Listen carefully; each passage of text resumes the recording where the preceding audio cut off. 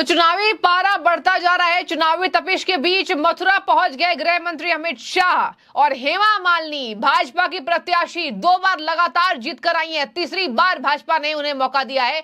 और बता दें आपको, हेमा मालिनी के लिए जमकर चुनाव प्रचार प्रसार करते दिखाई दिए देश के गृह मंत्री अमित शाह जी। इसके साथ मंच पर जयंत चौधरी नजर आए और तीनों की जो तिगड़ी थी वो देखने लायक बन रही थी।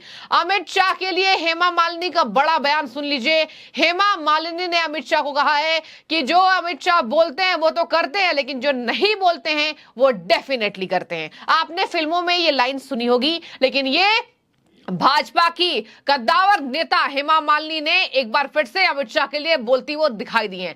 दर्शकों को बता दें, मथुरा पहुंचे अमित शाह ने यहां जनसभा को संबोधित भी किया और इसके साथ उन्होंने वृंदावन में भी चुनावी प्रचार प्रसार किया। और इसी बीच हेमा मालिनी ने कहा कि भारत के प्रधानमंत्री, देश के प्रधानमंत्री आज देश को हर शिखर तक पहुंचाने में एक सफल प्रयास करते नजर आ रहे हैं और हम भाजपा के परिवार बनकर, पूरे देश के परिवार बनकर उनके लक्ष्य को आगे पहुंचाते दिखेंगे। हेमा मालिनी ने वहां पर बीजेपी की तारीफ करते हुए, नीतियों की तारीफ करते हुए कहा कि मैं लगातार देख रही हूं कि देश में क्या चल रहा है। पीएम मोदी लगातार देश का मान सम्मान पूरे वर्ल्ड में बढ़ा रहे हैं और पीएम मोदी एक नए भारत के विकास के लिए अग्रसर है। इसके साथ उन्होंने कहा कि यहां पर जब कश्मीर में इतने आतंकवाद की घटनाएं होती थी और जब भारत में इतने आतंकवाद की घटनाएं होती थी, तब अमित शाह ने एक बार में बोलकर धारा 370 को निरस्त कर दिया। तो देखिए, हेमा मालिनी इन दिनों चुनावी प्रचार में खूब पसीने बहा रही हैं। आपको बता दें, हेमा मालिनी पर अभी कांग्रेस के नेता ने कमेंट किया था, विवादित बयान दे दिया था उनके ऊपर। उसके बाद हेमा मालिनी ने उसको बड़े सरलता से लेते हुए कहा कि मुझे कोई फर्क नहीं पड़ता, मुझे जनता दिखेगी। अगर मथुरा की बात करें दर्शकों, तो जमीनी स्तर पर मथुरा में इस बार चुनावी बिगुल बजने से पहले ही वहां की जनता कह रही है कि भाजपा आएगी क्योंकि हेमा मालिनी ने काम किया है। लेकिन वहां देखने वाली बात होगी। जयंत चौधरी ने हेमा मालिनी की तारीफ की, कहा मुझे पता नहीं था कि बचपन से जिसका मैं फैन हूं उनके साथ मुझे चुनाव प्रचार करने का मौका मिलेगा।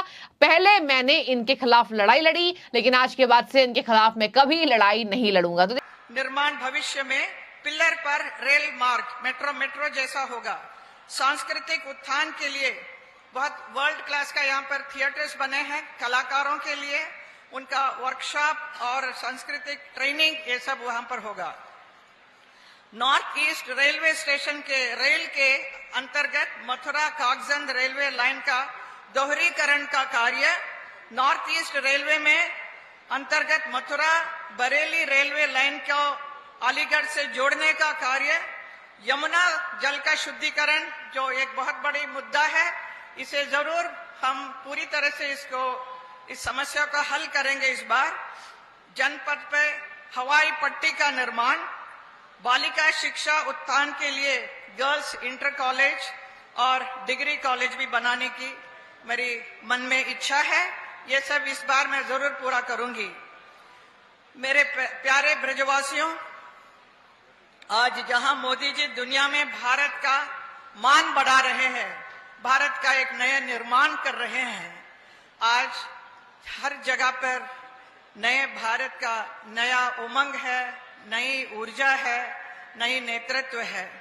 हमारे अमित शाह जी देश की एकता और अखंडता को, देश की सुरक्षा को सुनिश्चित करने के लिए, देश की ताकत को बढ़ाने के लिए दिन रात काम कर रहे हैं। वो कांग्रेस की गलतियों की वजह से 17 साल से जिस पीड़ा को हम लोग झेल रहे थे, गृह मंत्री बनते ही अमित शाह जी ने धारा 370 लाकर उसे हटाया और हम सबको उस पीड़ा से मुक्त कराया।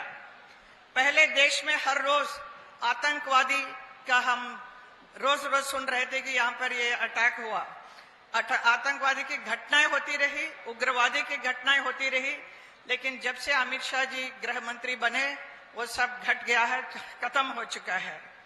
3 तलाक से हमारी मुस्लिम माताएं और बहनों को उद्धार मिला, मुक्ति मिली है। अंग्रेजी के बनाए सैकड़ों अन्यायी कानून से आज हमें मुक्ति मिली है। ये अमित शाह जी के प्रयासों से ही हुआ है। मेरे प्यारे ब्रजवासियों, एक बार सांसद में मैंने कहा था अमित शाह जी के लिए, अमित शाह जी जो कहते हैं वो करते हैं, लेकिन जो नहीं कहते जरूर करते हैं। ऐसे हमारे गृह मंत्री अमित शाह जी हैं। अमित शाह जी नागरिक संहिता, समान नागरिक संहिता, यूनिफॉर्म सिविल कोड लागू कर मोदी जी की इस गारंटी में शामिल हो गया है। ये भी अभी तो बस ट्रेलर है, पूरी फिल्म बाकी है। अभी बहुत कुछ आपको देखना है, भारत को कैसा अभी आगे और चल रहा है। हमारे गृह मंत्री अमित शाह जी और मोदी जी के नेतृत्व में, और कितना खुशहाली का जीवन आप सबको मिलने वाला है, आप सब देखेंगे। आप सबको बस मोदी जी की गारंटी पर मुद्दा अपना मुहर लगाना है। विकसित मथुरा के लिए, विकसित उत्तर प्रदेश के लिए, विकसित भारत के लिए आपको 26 तारीख को कमल के बटन पर मुहर लगाकर आपको जिताना है। मैं आपकी सांसद हेमा मालिनी, आप मुझे जिताएंगे और हमारे प्रधानमंत्री नरेंद्र मोदी जी को प्रधानमंत्री बनाने में आप पूरी तरह से सहमत करेंगे। यही मुझे पूरा विश्वास है कि आप हमारी इन बातों को मानेंगे। बहुत बहुत धन्यवाद। धन्यवाद। भारत माता की, भारत माता की। बधाई देता हूं लोकदल के और बीजेपी एनडीए के जो घटक दल हैं, सभी को, कार्यकर्ताओं को। जमीन पे उन्होंने मेहनत की, मथुरा में एक सफल प्रदर्शन किया और मुझे पूरी उम्मीद ही नहीं, विश्वास है कि हेमा मालिनी जी यहां से सांसद हैं, तीसरी बार चुन के जा रही हैं। सर, इंडिया अलायंस में फूट पड़ रही है, उसके बारे में आप क्या कहेंगे? वो तो फूट तो पड़ेगी जब हार दिखाई दे रही है। इंग्लिश में कहावत है, writing is on the wall. तो ऐसा नहीं, वो भी होशियार लोग हैं, उन्हें भी मालूम है अंदर ही अंदर वो पहले हार चुके हैं। वो बात जाहिर ना कर रहे हो, एक जो होता है ना, झूठे दावे जनता के बीच पेश कर रहे हैं, हौसला दिखाना चाह रहे हैं, लेकिन वाकई अंतर विरोध उनके यहाँ बहुत ज्यादा है। नीतिगत कोई एक मत नहीं है, कोई एक एजेंडा नहीं है देश के लिए। नकारात्मक बात करके, भय बना के वो चाह रहे हैं किसी तरह हमें वोट मिल जाए। इसलिए वो कह रहे हैं संविधान खत्म हो जाएगा, आगे चुनाव नहीं होंगे, ईवीएम खराब है, लोकतंत्र की हत्या हो गई। ये सब हो गया है तो फिर आप चुनाव काहे को लड़ रहे हैं? चौधरी एनडीए में आ चुके हैं और इंडिया अलायंस को उन्होंने झटका दिया। इसके बाद ही वो लगातार जाटों के वोट बैंक को बटोरने में बीजेपी के सिपाही बन चुके हैं।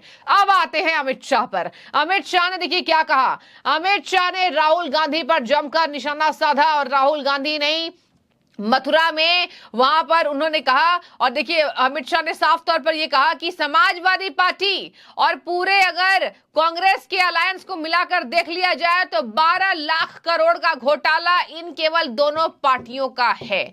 आपको बता दूं, सबसे ज्यादा राज भारत पर कांग्रेस ने किया है। उसके बाद यूपी में बातचीत करें।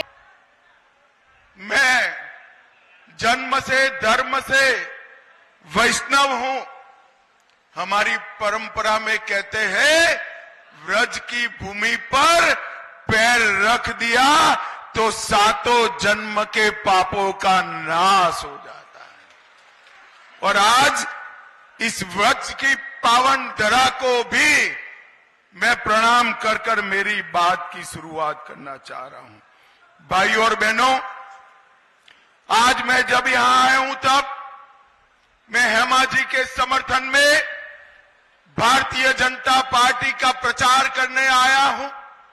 आप सभी को आने वाले चुनाव में वोटिंग कर कर देश का भविष्य तय करना है। पूरे देश में चुनाव का माहौल चल रहा है। ए भाई, कौन है? इसको बुलाओ तो जरा। अरे भाई, ये कौन? बैठो ना भाई, तुम क्यों बीच में डुक डुक कर रहे हो? कोने में खड़े रहो, जरा बैठ जाइए आप लोग। पूरे देश भर में लोकसभा का चुनाव हो रहा है। पहले चरण का मतदान हो चुका है। मैं पहले चरण का परिणाम व्रज वालों बताऊं आपको? क्या जानना है? जोर से बोलो, जानना है? मगर किसी को बताना मत, तो बताओ। पहले चरण में सपा कांग्रेस का सुपड़ा साफ हो गया। दूसरे चरण में भी यात्रा को आगे निकालकर उत्तर प्रदेश की जनता ने वृंदावन होते हुए काशी तक कमल को विजयी बनाना है, कमल को विजयी बनाना। समाजवादी पार्टी के कार्यकाल में क्या हर्ष हुआ आप सबको पता है।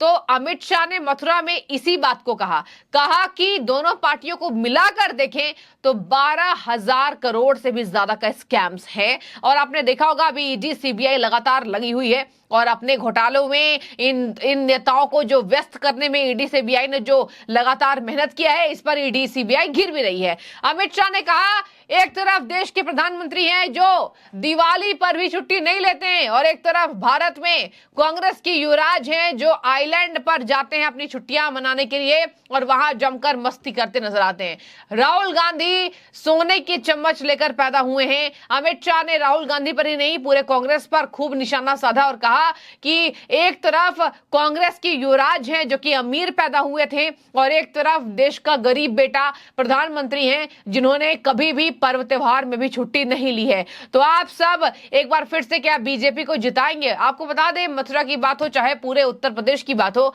उत्तर प्रदेश का चुनावी माहौल इसलिए गर्म ज्यादा रहता है क्योंकि देखिए दिल्ली की जो हवा है वो यूपी से बहकर जाती है। सत्ता में वही राज करता है जो यूपी में राज करेगा। जाहिर सी बात है 80 लोकसभा सीट भी है और सबसे बड़ा राज्य है। इसी के बाद यूपी में कहा जाता है तो यूपी में माफियाओं का खात्मा, इसके साथ समाजवादी पार्टी पर अटैक, बीजेपी लगातार यही करती दिखाई दे रही है और ये कहीं ना कहीं सार्थक भी होता नजर आ रहा है। अमित शाह ने कहा मैं धर्म से, मैं कर्म से, मैं जन्म से वैष्णव। आज भारत के प्रधानमंत्री ने श्री राम जन्मभूमि को पूरे जनता को सौंप दिया और ये प्रधानमंत्री के कार्यकाल में ही हम देख सकते थे। कभी भी हमने कांग्रेस के शासनकाल में हमेशा राम जी पर सवाल उठाते ही देखा है। इसके साथ उन्होंने विपक्ष पर अपना तीखा प्रहार किया और बता दें आपको वहां उन्होंने कहा कि तीर्थ नगरी में मैं आया हूं, मोदी योगी के नेतृत्व में देश का विकास हुआ है। ये हेमा मालिनी ने कहा रेलवे स्टेशन का सौंदर्यीकरण हो गया है। पूरा विश्व आज भारत के प्रधानमंत्री का नाम लेता है। भाइयों बहनों, 2 खेमे पड़े हैं, 2 खेमे तय है। एक और गरीब के घर में पैदा हुए हमारे नेता नरेंद्र मोदी है और दूसरी ओर चांदी की चम्मच के साथ पैदा हुए राहुल बाबा है। दोनों के बीच में आपको तय करना है। एक और 12 लाख करोड़ के घपले घोटाले भ्रष्टाचार करने वाली कांग्रेस पार्टी समाजवादी पार्टी है और दूसरी ओर 23 साल तक मुख्यमंत्री रहकर शासन किया परंतु जिस पर 4 आने का भी भ्रष्टाचार का आरोप नहीं है, ऐसे नरेंद्र मोदी है। एक और गर्मी आते ही विदेश में थाईलैंड के प्राइवेट द्वीप पर वैकेशन करने वाले राहुल बाबा है और दूसरी ओर दीपावली के दिन भी छुट्टी न लेने वाले नरेंद्र मोदी हैं। आपको ये दोनों के बीच में तय करना है। मोदी जी ने इस 10 साल में देश को आगे बढ़ाने का काम किया है। भाई और बहनों, मैं आज आपको पूछने आया हूं, मुझे बताओ अयोध्या में राम मंदिर बनना चाहिए था या नहीं बनना चाहिए था? जरा जोर से बोलो, बनना चाहिए या नहीं बनना चाहिए? ये कांग्रेस पार्टी ने 70 साल तक, इस सपा बसपा ने 70 साल तक राम मंदिर को अटका कर रखा, लटका कर रखा, भटका कर रखा। मोदी जी ने 5 ही साल में केस भी जीता, भूमि पूजन भी किया और प्राण प्रतिष्ठा कर जय श्री राम कर दिया। और भाई और बहनों, जब प्राण प्रतिष्ठा हो रही थी, इस सपा और कांग्रेस वालों को निमंत्रण दिया गया, मगर अपनी वोट बैंक की लालच में अयोध्या की प्राण प्रतिष्ठा में भी नहीं गए। भाई और बहनों, मथुरा वालों, ये कश्मीर हमारा है या नहीं है? जोर से बोलो, है या नहीं है? एक खड़गे साहब कहते हैं, कांग्रेस वाले कहते हैं, अखिलेश यादव कहता है कि उत्तर प्रदेश और कश्मीर का क्या लेन देन है। मुझे बताओ, धारा 370 हटनी चाहिए थी या नहीं हटनी चाहिए थी? जोर से बोलो, हटनी चाहिए थी या नहीं हटनी चाहिए थी? मोदी जी ने 70 साल से जिसकी राह देख रहे थे, वो धारा 370 को 5 अगस्त 2019 को समाप्त कर दिया भाइयों, और कश्मीर को हमेशा के लिए भारत के साथ जोड़ दिया। भाइयों और बहनों, 10 साल तक सोनिया मनमोहन का राज चला। 10 साल में हर रोज आए दिन ये आलिया मालिया जमालिया पाकिस्तान से आते थे, बम धमाके करते थे और कर कर चले जाते थे, किसी के मुंह से ऊप नहीं निकलती थी। 2014 में पश्चिम यूपी वालों ने मोदी जी को प्रधानमंत्री बनाया, मगर पाकिस्तानी आतंकवादियों को मालूम नहीं था, आदत पड़ी थी।